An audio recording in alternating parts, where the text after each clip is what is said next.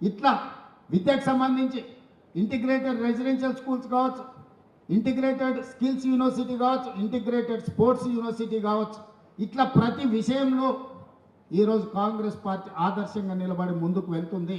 కులగణనకు సంబంధించి 100 సంవత్సరాల కళ ఎవరు కూడా ధైర్యం చేయలేదు.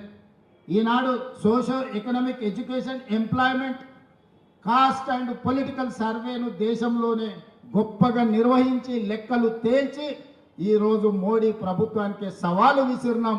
ఇవాళ రాహుల్ గాంధీ గారు పార్లమెంట్లో తెలంగాణ మోడల్లో కులగణన చెయ్యాలని పోరాటం మొదలుపెట్టి మనం జంతర్ మంతర్లో ధర్నా చేస్తే కేంద్ర ప్రభుత్వం మెడలు వంచి ఈరోజు కేంద్ర ప్రభుత్వం ఇవాళ జనగణనలో కులగణన చేస్తామని చెప్పి కేంద్ర ప్రభుత్వం ముందుకు రావాల్సిన పరిస్థితి ఈరోజు మనం కల్పించినాం.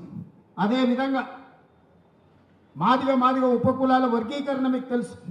30-35 సంవత్సరాల నుంచి పోరాటాలు చేస్తున్నారు వాళ్ళు. ఎంతోమంది అందులో ఎంతోమంది ఎన్నో త్యాగాలు చేసి అలాంటి సమస్యకు శాశ్వత పరిష్కారం చూపించి ఈరోజు ఎస్సీ ఉపకులాల వర్గీకరణను దేశానికి ఆదర్శంగా ఉండేటట్టు ఈరోజు తెలంగాణ ప్రభుత్వము నిర్వహించి ఈరోజు మనం ముందుకు వెళ్తున్నాం.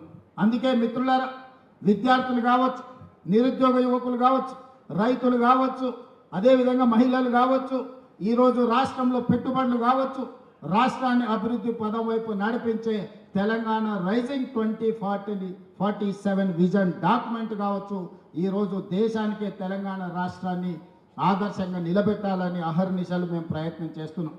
ప్రభుత్వం నడిపించే సమయంలో కొంత ప్రభుత్వ నిర్వహణలో మేము కొంత సమయం ఎక్కువ ఇచ్చి ఉండొచ్చు. అందుకే ఈరోజు మీ అందరి మీద బాధ్యత ఉన్నది, ముఖ్యంగా అధ్యక్షుడి మీద బాధ్యత ఉన్నది. పార్టీ నిర్వహణలో మీరందరూ క్రియాశీలక పాత్ర పోషించాలి. ఇవాళ గ్రామ స్థాయి నుంచి రాష్ట్ర స్థాయి వరకు పార్టీని నిర్మించాలి. ఈరోజు ఈ దేశానికే కాంగ్రెస్ పార్టీ తెలంగాణ రాష్ట్రం ఆదర్శంగా ఉండాలి. ఈ బాధ్యత మీరందరూ నిర్వహిస్తారని నేను సంపూర్ణంగా విశ్వసిస్తున్నా. ఇక్కడ ఉన్న వాళ్ళందరికీ నా సూచన ఒక్కటే, ఇవాళ చాలామంది జిల్లా పార్టీ ప్రెసిడెంట్లు, రాష్ట్ర స్థాయిలో బాధ్యత వహించిన వాళ్ళు ఎమ్మెల్సీలు, మంత్రులు, ఎంపీలు అయింది.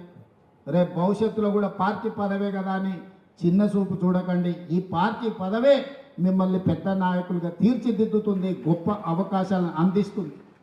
పార్టీ పదవిని చిన్న చూపు చూసిన, పార్టీ ఇచ్చిన పదవిని నిర్లక్ష్యంతో నిర్వహించిన అది తీరని నష్టం మనకే తెచ్చిపెడుతుంది.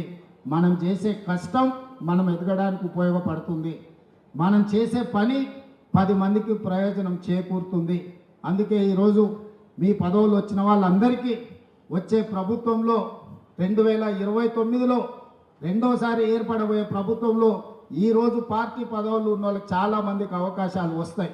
డీలిమిటేషన్ జరగబోతుంది, సీట్లు పెరగబోతున్నాయి, మహిళా రిజర్వేషన్లు రాబోతున్నాయి, మా ఆడబిడ్డల అవకాశాలు పెరగబోతున్నాయి, జమిలీ ఎలక్షన్లు కూడా తెస్తామని చెప్తున్నారు. ఇవన్నీ రాజకీయ అవకాశాలను పెంచుతాయి. మరి ఆ సమయానికి మీరు రెడీగా ఉండాలి. మీరు సమయం వచ్చినప్పుడు మీరు సిద్ధంగా లేకపోతే బట్టలు డ్రై క్లీన్లో ఉన్న ఇస్త్రీ బట్టలు తెచ్చుకుంటామని అటే పోయినంటే బీఫామ్ మీ దగ్గరికి రాదు. మీరు ప్రజల దగ్గర ఉండండి, ప్రజల సంక్షేమం కోసం పనిచేయండి, తెలంగాణ అభివృద్ధిలో భాగస్వాములు కాండి. తప్పకుండా ఈ పార్టీ, ఈ ప్రభుత్వం ప్రజలకు మేలు చేస్తుంది. మీరందరూ కూడా మాతో నడవాలి. ఇంతకుముందు పిఎస్సిలో మహేష్ గౌడ్ గారు ఒక మాట చెప్పింది, ఈ 18 నెలల పరిపాలన ఒక గోల్డెన్ పీరియడ్ అని.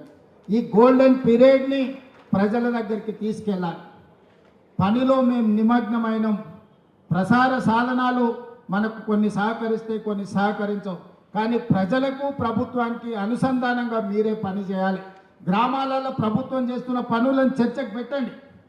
10 సంవత్సరాల వాళ్ళ పరిపాలనను, 18 నెలల మన పరిపాలనను అంచనా వేయమనుంది. మీరు సవాల్ చేయండి సూటిగా, మీరు లెక్కలు తీసుకోండి, లెక్కలతో మనం జవాబిద్దాం. ఏ విషయంలో అయినా సరే, విద్య కానీ, వైద్యం కానీ, రైతు రుణమాఫీ కానీ, రైతు భరోసా కానీ, లేకపోతే ఆర్టీసీలో ఉచిత ప్రయాణం కానీ, మహిళలకు 0% వడ్డీ కానీ, ఏ విషయమైనా సరే 10 సంవత్సరాలలో వాళ్ళు ఏం చేసిండ్రు, 18 నెలల్లో మనమేం చేసినామో లెక్కలు చెప్పి ప్రజల్ని ఒప్పించి రాబోయే రోజుల్లో పార్టీ నిర్మాణంని ముందుకు తీసుకువెళ్దామని తెలియజేస్తూ మీ అందరి దగ్గర సెలవు తీసుకుంటున్నా. మరొక్కసారి నూతనంగా బాధ్యతలు చేపట్టిన వాళ్ళందరినీ కూడా మనస్ఫూర్తిగా అభినందిస్తున్నాను. ధన్యవాదాలు మిత్రులారా. అసలైన తొలి వెలుగు. ఫాలో వాట్సాప్ @తొలి వెలుగు official.